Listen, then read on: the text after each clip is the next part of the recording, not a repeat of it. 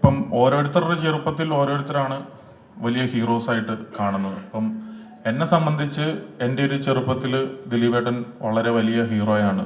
ദിലീപേട്ടൻ എന്നെ സംബന്ധിച്ച് എന്നെ ഒരുപാട് ചിരിപ്പിച്ചിട്ടുള്ള ഹീറോയാണ്. പുള്ളിയുടെ ലൊക്കേഷനിലൊക്കെ ഞാൻ സിനിമ കാണാനായിട്ട് തന്നെ പോയിട്ടുണ്ട്. ജോണി ചേട്ടൻ തന്നെ സംവിധാനം ചെയ്തിട്ടുള്ള 1-2 പടങ്ങളിൽ തന്നെ ഞാൻ ലൊക്കേഷനിൽ വന്നിട്ടുണ്ട്. അപ്പം ഒരു കുറച്ച് അകലത്തിൽ നിന്ന് കാണാനായിട്ട് അന്ന് പറ്റിയിട്ടുണ്ട്. പിന്നീട് സിനിമയിൽ വന്നു പല ഹീറോസുമായിട്ട് സിനിമയിൽ സഹകരിക്കാനായിട്ട് പറ്റിയിട്ടുണ്ട്. അങ്ങനെ ദിലീപേട്ടനുമായിട്ട് ആദ്യമായിട്ട് സഹകരിക്കുന്ന ഒരു സിനിമ.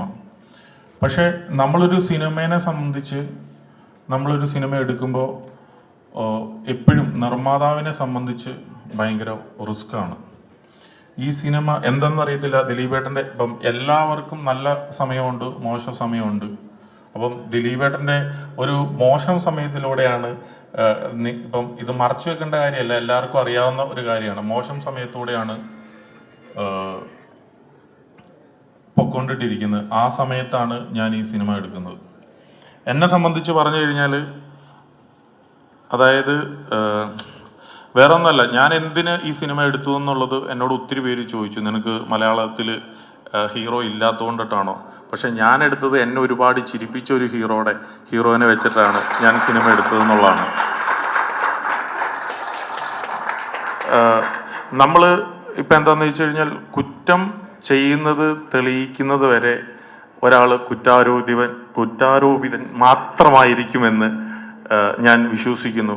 അപ്പം അതാണ് എൻ്റെ ഒരു ധൈര്യവും, ഈ സബ്ജക്റ്റിലുള്ള നമ്മുടെ ഒരു ധൈര്യവും. ഇത് ദിലീപേട്ടൻ എന്ന് പറയുന്ന വ്യക്തി ചെയ്തു കഴിഞ്ഞാൽ മാത്രമാണ് ഈ സിനിമ തിയേറ്ററിൽ വർക്കാവുമെന്ന് ഞങ്ങൾക്ക് ഒരു പൂർണ്ണമായിട്ട് ഞങ്ങൾ അങ്ങനെ വിശ്വസിച്ചുകൊണ്ടിട്ടാണ് ദിലീപേട്ടൻ്റെ അടുത്ത് ഞങ്ങൾ എത്തിയത്. അതിലുപരി ഈ സിനിമ ചെയ്യുമ്പം ഞാനിത് എന്തുകൊണ്ടിട്ടാണ് ഇത് ഡീറ്റെയിൽ ആയിട്ട് പറയുന്നതെന്ന് വെച്ച് കഴിഞ്ഞാൽ ഞങ്ങൾ അനുഭവിച്ച പ്രശ്നങ്ങളിലൂടെ പോയതുകൊണ്ടിട്ടാണ് അത് നിങ്ങളോട് പറയുന്നത്. ഒരു നല്ല ദിവസം നല്ല കാര്യങ്ങൾ തന്നെയാണ് പറയുന്നത്. അപ്പം ഞങ്ങൾക്ക് ഈ സിനിമയിലുള്ള ഡേ 1 മുതൽ എല്ലാം നല്ല കാര്യങ്ങളാണ്. ഞങ്ങളെല്ലാം ഒരു കോമ്പറ്റീഷൻ ഐറ്റമായിട്ടാണ് ഞങ്ങൾ ഇത് എടുത്തേക്കുന്നത്. ഞങ്ങൾ ഫേസ് ചെയ്യുന്ന ഓരോ കാര്യങ്ങളും. ഒരു സിനിമയ്ക്ക് ഫസ്റ്റ് ഡേ ഞങ്ങൾ ടൈറ്റിൽ അനൗൺസ് ചെയ്തിട്ടില്ല, അല്ലെ, ടൈറ്റിൽ പോലും അനൗൺസ് ചെയ്തിട്ടില്ല. ഒരു പടം ദിലീപ് എന്ന് പറയുന്ന വ്യക്തിയുടെ സിനിമ തുടങ്ങുവാണ് എന്ന് പറയുന്ന അന്നു മുതൽ ഈ സിനിമയുടെ ടൈറ്റിലില്ല, ആരഭിനയിക്കുന്നില്ല, ഒന്നുമില്ല. അപ്പം മുതൽ നെഗറ്റീവ് വന്നുകൊണ്ടിട്ടിരിക്കുകയാണ്.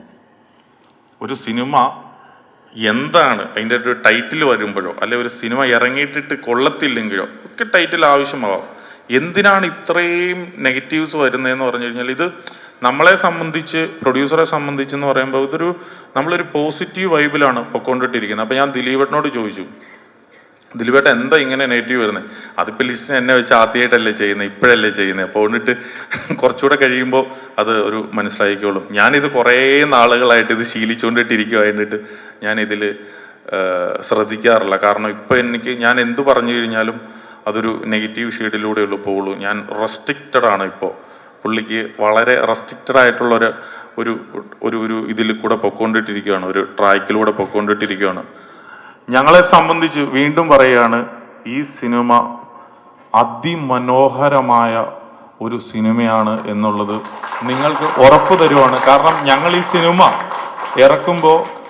സിനിമ ഇറക്കുമ്പോൾ ഞങ്ങൾ ഒരു ബിസിനസ്സും ഇതുവരെ എനിക്ക് ചെയ്യാനായിട്ട് പറ്റിയിട്ടില്ല.